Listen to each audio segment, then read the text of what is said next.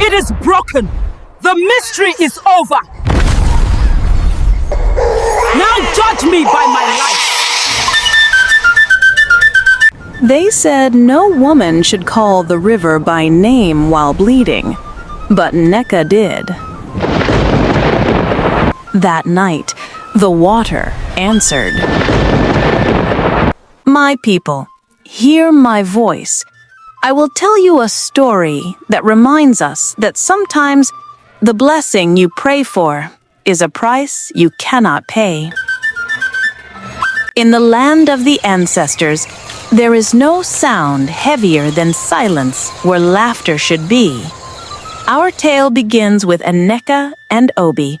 They were the pride of their village, known for their overflowing kindness and their deep pockets. They lacked nothing save the patter of small feet. Every day, Nneka would sit on a low stool by her door, watching a neighbor struggle with a noisy, happy toddler. She would whisper to herself, Ogechi. Joy has a voice you can hear from a distance. Obi came home carrying yams, but his shoulders bent under a heavier burden. My wife, he said softly, I have asked the Dibia to prepare a new offering to the great spirit of the morning dew. Nneka replied, We have asked every spirit in the land, the morning dew, the evening dust, the rushing river. We have spent half of our fortune on oil and cloth. We have no children because the gods look away. Nneka's pain was raw, a visible wound. And you know how the village is, my people. The whispers followed her like a cruel, unending rain. Every morning, the wishing seat, the empty chair she kept for a child who never arrived, mocked her. When she walked through the marketplace, she felt every eye. The worst betrayal often comes dressed as pity. Near the palm oil stall, two women, Adaora and Izine, huddled. Adaora, loudly but pretending to whisper, Look at Nneka, rich woman, walks like an ant carrying its burden. Izine, cruel, nodding, The ancestors have judged her. Her womb is cursed. Some say it is her mother's fault. She stole a man's pride many years ago, and the debt is being paid by her daughter's silence. The word cursed settled into Nneka's heart. Her sorrow was now compounded by the deep shame of a supposed sin. That night, she made a choice that changed her destiny. She knelt before a dimly lit shrine. She was no longer appealing to the kind spirits of the sky, but to something older, something darker. Nneka, voice hoarse with determination, I will ask no more for blessings. I ask now for power. If the spirits of the earth ignore me, I will ask the spirits of the deep. I will have a child by any means necessary.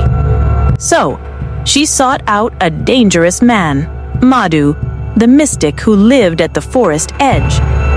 You came, said Madhu, the mystic. I knew desperation would guide your feet. Nneka, I have whatever you ask. I only want the silence to end. What is the price for a child? The price is not a coin. It is a promise to the spirits of the water. Never reveal their secret, or they will reclaim the gift. Do you swear? Nneka's hand trembled as she clasped Madhu's. She was fully aware of the danger, but her need was greater than her fear. Nneka, I swear it. By the bones of my ancestors, I will never speak the truth of their coming. And so the pact was sealed, a powerful gift tied to a fearful silence. Madhu did not give her a potion. He gave her a riddle, a set of instructions, and a single, flawless, empty calabash. Back home, Obi looked at the calabash with confusion and fear. Obi, worried. This is Madu's madness. This is not how life is born. Nneka, defensively, but tenderly holding the calabash. Life is born when the gods allow it. They have not allowed it, but this is a mystery. We wait for the new moon. The weeks crawled by. The waiting was agony. But on the new moon night, the magic was unleashed. A faint silver mist began to rise from the water inside the calabash. The mist thickened, turning golden. Nneka, gasping, "Obi, look!"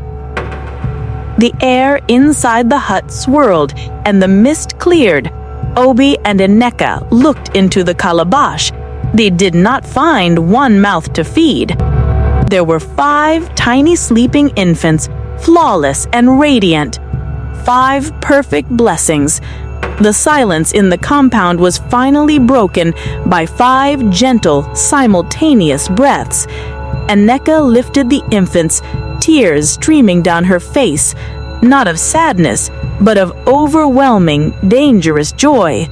Nneka, cradling the children, looking at Obi. They are here. They are real. Our silence is over. Obi, overcome, but immediately anxious. But Nneka, 5 children. The village will ask. We cannot hide 5 gifts. Nneka, hushing him, her eyes fierce. Silence, Obi. You forget the price. We tell them they were born today. We tell them a miracle happened. We speak not one word of the calabash. Our children's lives depend on it. But even before the first rays of light could warm the hut, an old, cold sound broke the quiet peace. Izine, the cruelest gossip, peered through a crack in the compound fence. Izine, whispering, eyes wide with venom.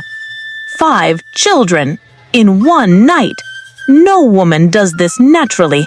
This is the work of a witch. I must tell the chief. Izine ran off, driven by malicious, consuming jealousy. My people, a gift this big, arrived so secretly, would never be seen as a miracle. It would be seen as a threat, and a single jealous whisper can burn down a lifetime of peace. They had children, but could they keep them? Now, let's see what happens when human gossip is more dangerous than a spirit's curse. Nneka and Obi were standing on the edge of a great cliff. They knew their children's lives depended on the strength of the lie they were about to tell. A miracle is one thing, but a mystery is a threat. Obi was outside, pacing nervously. The fear was visible on his forehead. And who was the first to approach? Izine, the woman whose tongue carried the venom of 1,000 snakes. Izine, overly sweet, piercing.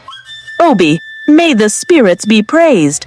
5 children, born in one night. Tell me, did the labor even last the night? Or did they simply arrive? Obi, forcing a tired smile, sweating slightly. Izine, they arrived in the dark hours. The ancestors were merciful. We are simply blessed. Izine scoffs, loud enough for others to hear. Merciful or magical. I pray the children are not gourd-born and melt in the first rain. The word gourd-born hit Obi like a stone. The secret was already half guessed. The whisper had become a word. The word had become a judgment. Inside the hut, the tension was thick. Obi, pleading, we must send one away, Nneka. We cannot feed 5 without questions. We must hide the smallest one. Nneka, furious, clutching the babies. No! They are my gift. Would you abandon a piece of your own heart just because the weak-willed are jealous? Obi, they are calling you a witch. They are speaking of the calabash. I fear they will come and take them. Nneka knew they needed a shield against the rising tide of fear. She thought of Obi's younger sister, Uzo. Uzo was fiercely loyal, but her tongue was notorious for running before her brain. Yet in their desperate corner, loyalty outweighed caution. Uzo sat with Nneka that evening, beaming with pride. 5 children, and Nneka, you have made me the most talked about aunt in OGE, said Uzo. And Nneka, serious, looking her sister-in-law directly in the eye, you must swear to me on the soil of our mother's grave that you will never repeat what I tell you. Never. Uzo, laying her hand on her chest, I swear, Nneka, my mouth is sealed like a burial vault. Nneka confessed. They did not come from her womb, but from a vessel blessed by the deep river. The children are safe only as long as the truth is silent, Nneka warned. Ah, my people, a secret is a burden too heavy for an unpracticed shoulder. Uzo's loyalty was real, but her vanity was greater. She now carried the power to destroy the home she was meant to protect. The very next day, Uzo was at the stream. Who should appear, if not Idzina? Uzo, you walk so tall these days, but tell me, is it not strange that Nneka's belly never grew? Or is she a fraud, a woman who brought home spirits wrapped in cloth? Uzo loudly, her pride overriding her vow. She is no fraud. She was touched by the spirits of the river. She brought forth 5 children from a vessel, a simple, empty vessel. Idzina's smirk vanished, replaced by a triumphant cold shock. She had been handed the secret. Idzina, whispering, slow and venomous. A vessel. So the children are truly gourd-born. I knew it. And now, so does everyone. By nightfall, the chief and the village dibia arrived. Idzina pointing finger at Nneka. She lies! The children came from a vessel. She is a witch who seeks to bring chaos. The dibia solemnly. The safety of the community comes before the desire of the individual. Where is the calabash, Nneka? You must reveal it now, before the spirits grow angry. Obi looked at Nneka, fear in his eyes. Nneka closed her eyes, knowing what she must do. Nneka defiantly, raising her chin, there is no calabash. The vessel was a dream. Nneka knew the dibia was about to bring the fire. She rushed forward and snatched the hidden calabash. She did not give it to the dibia. Instead, she threw it violently to the ground. It is broken. The mystery is over. Now judge me by my life. The calabash shattered into dozens of sharp pieces, and as the final piece of the gourd hit the ground, the 5 children gasped. Their radiant light flickered, momentarily fading. She shattered the evidence, but she shattered the promise as well. The children were now exposed to the revenge of the spirit who owned the secret. My people, the price of the children is now due.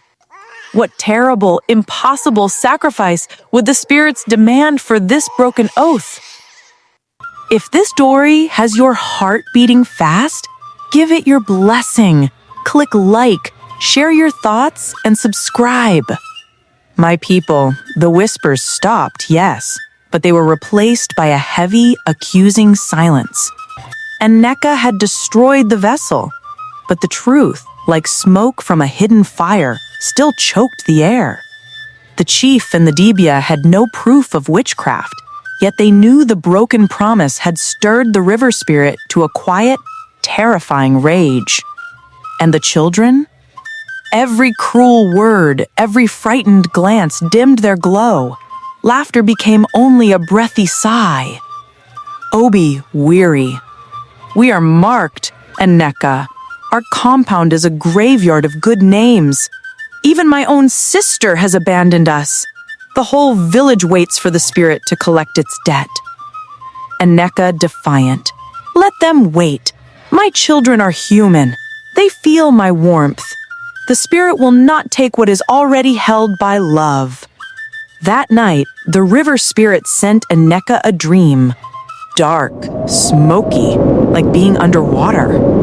Madhu appeared before her. Madhu, you broke the vow, Nneka. The children are no longer protected. The spirit is coming.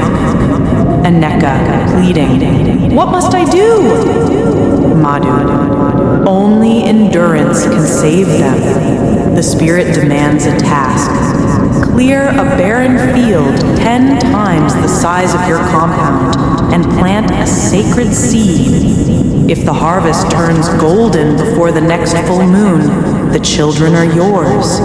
If you fail, the spirit takes them at dawn. Nneka woke up gasping, sweat-soaked. Outside her hut lay the very field she had seen. At sunrise, Obi and Nneka stood before it, hard clay, sharp stones stretching to the horizon. Obi, overwhelmed. This is madness. 20 men couldn't clear this in a season. We must run. Nneka, firm. We run nowhere. If my children are to live, I will move the earth with my bare hands. And so the grueling labor began. Their hands bled, their bodies wasted. Still they worked. One afternoon, Nneka collapsed. The children wailed, a thin, otherworldly cry. Suddenly, Aurora, the neighbor who once locked her, appeared at the edge of the field. Aurora, hesitant. Nneka, stop, you'll kill yourself. Nneka, weakly. Then let me die working. My life is forfeit, but not theirs. Aurora, shouting. This is not right. Witchcraft or not, the children are beautiful. We cannot stand by and watch a mother die. Aurora seized a hoe and began clearing. Narrator, warm tone. My people, kindness long buried beneath judgment, finally broke through. They didn't believe in her innocence, but they believed in her suffering. The proverb proved true. The hands that help are better than the lips that pray. The field was cleared, the seeds planted, but one test remained. They must yield a harvest of gold before the moon was full. Nneka knelt by a sprout, tears soaking the soil. Her children were fading fast. As the full moon rose, its light touched the field. Rise, pitch. The ground exploded in golden light. Yams and fruits of solid gold burst from the earth. Obi, triumphant. We are free, Nneka! The debt is paid! But Azina and the greedy faction saw the shining field from the path. Azina, shouting, Look!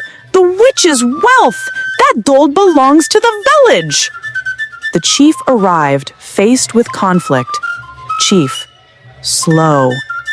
The magic of the spirits cannot be owned by one family. This wealth must be shared. The children will stay under the council's care until the spirit is satisfied. Low, tense tone. My people, they fought the spirits and won, but now they faced the greed of men. Morning came.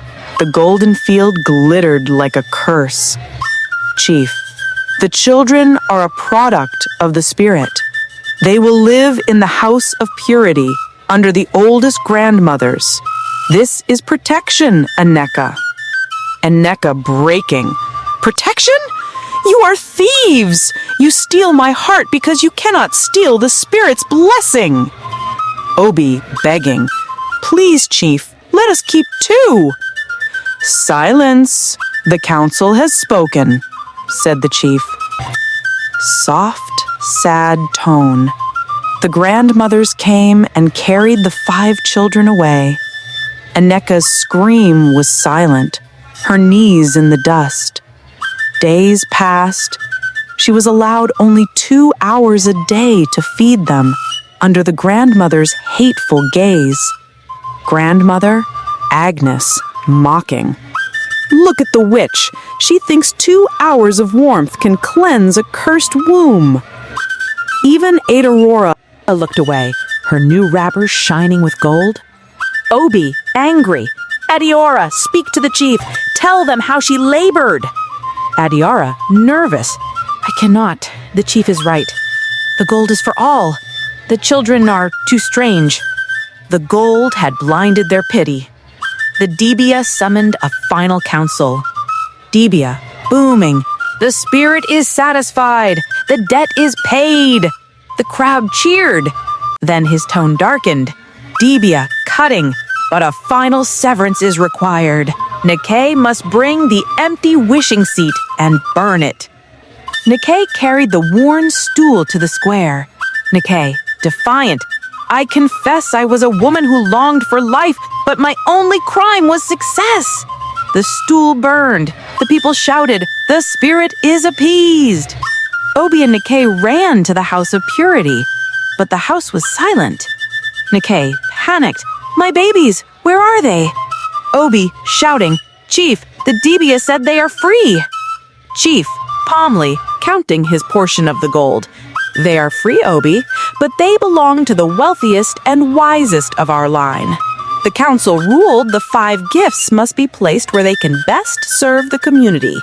They have been given to 5 different, childless families of high standing. Nneka fell, screaming in grief. The lie was paid, but the human cost was total. Their children were scattered like seeds of gold among the powerful. Night came. Obi and Nneka sat before the glittering harvest. Obi, hollow. We have failed, Nneka. We have nothing left. Nneka, cold resolve. No. We failed them once by seeking a secret path. We will not fail again. The water always seeks its own level. She walked away from the golden field toward the dark forest. Obi, voice hollow. We have failed, Nneka. We have nothing left. Nneka, stand slowly, her grief hardening into cold resolve. We failed them once by seeking a secret path. We will not fail again. The chief and the council believe the magic is broken, but they forget one truth. The children came from the water spirit, and the water always seeks its own level. Nneka and Obi walked to the dark riverbank. Nneka waded into the freezing river carrying nothing but a small, thin clay pot. Nneka, shouting to the dark water, Great spirit of the water, I appeal to your justice. What must I endure to reclaim what is mine? Water spirit, voice echoing, powerful. The final price is endurance. You will fill that clay pot with water from my deepest part. You will carry it back to the center of the village. The vessel must remain full, without a single drop lost. The next morning, the villagers, busy harvesting the fading golden yams, spotted Nneka. She was on the long, rough path toward the square, the full pot perfectly balanced on her head.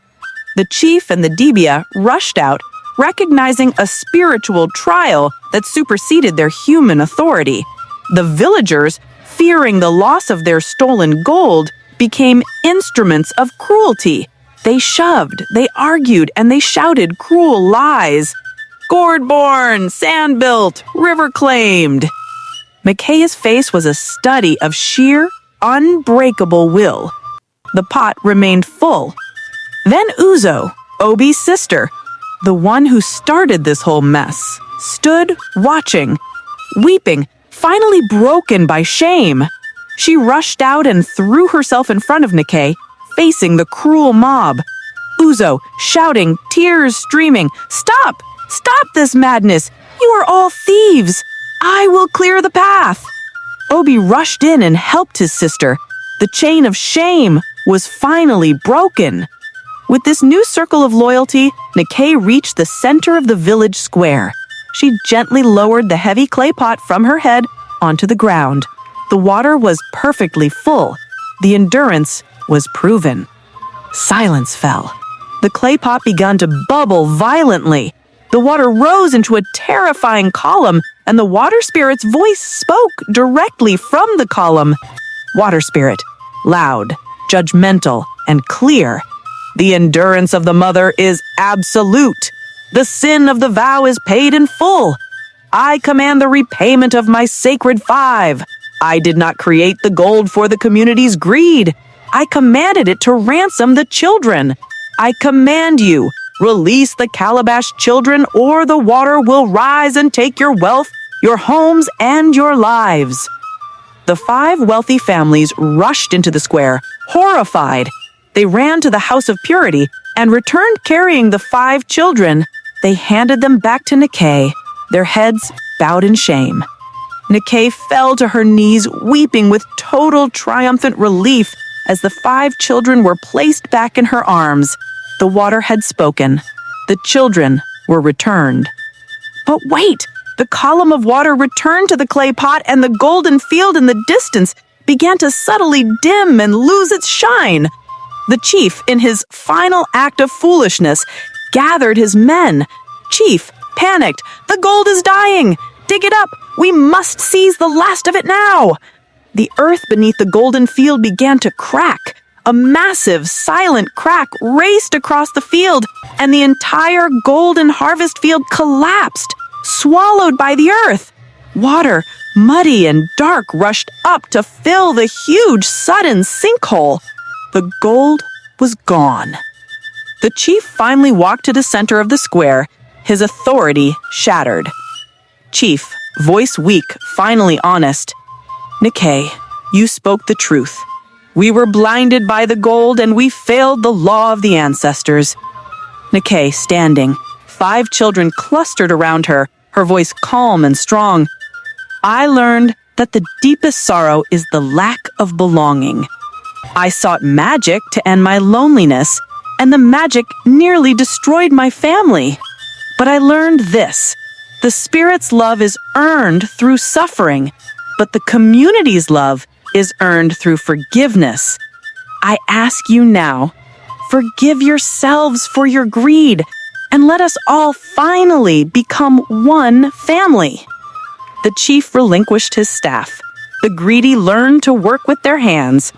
Uzo approached Nneka. Uzo, softly weeping. Nneka, my sister, my mouth betrayed you. Forgive me. Nneka, smiling genuinely, accepting her. The river forgave me for a broken oath, Uzo. I forgive you for a broken confidence. We were all tested and we all failed, but we passed the final test together. Nneka and Obi did not build a new golden field. They built a new legacy. Their compound, once the place of silence, became the heart of the village. Nneka kept a new, simple, empty calabash on her wall, a reminder that the true vessel of blessing is not a magic gourd, but an honest heart. My people, the greatest gifts are often tied to the heaviest responsibilities. The gold that glitters fades, but the moral crown of endurance lasts through generations. Tell me in the comments below which character, Nneka, Obi, or even Uzo, learned the most difficult lesson in this story. Let me know your thoughts.